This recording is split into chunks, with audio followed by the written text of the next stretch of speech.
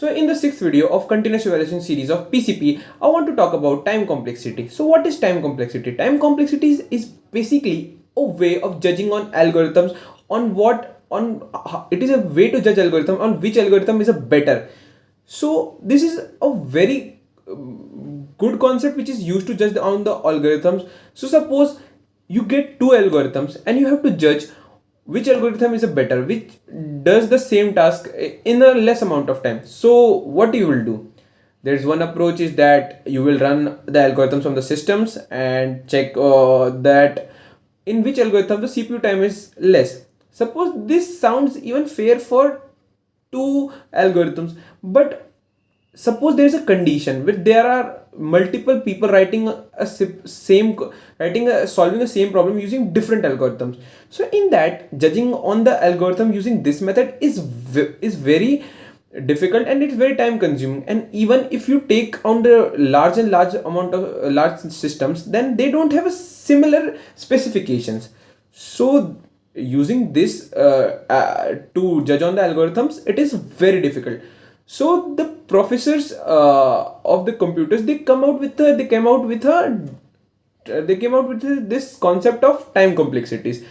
So they use the time complexity to judge on the algorithms, like what is number of iterations or what number of operation does it take to complete to solve a problem.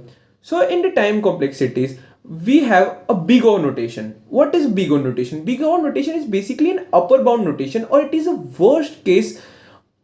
It is basically the worst case time an algorithm would take. Suppose I want to suppose you have to search in an array. Suppose you have to search in an array, and the element which is you have to search, it is present in the first. So you just entered the array, you got the element. So this is the best case. It would definitely take a big of one time. It takes a constant time to solve the problem. But suppose the element to be found is present at the very last of the array. So what you will do is, first of all, you entered the array, you iterate over the array, and at the end of the array you will find your element. So what time it take? You have to do n iteration, you have to perform n operation. So the overall complexity would turn out to be a big of n.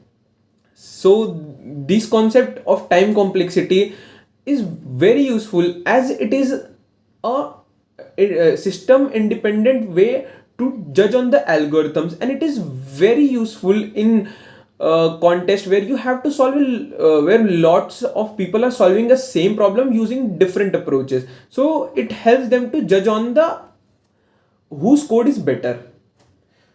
So this is about the time complexity.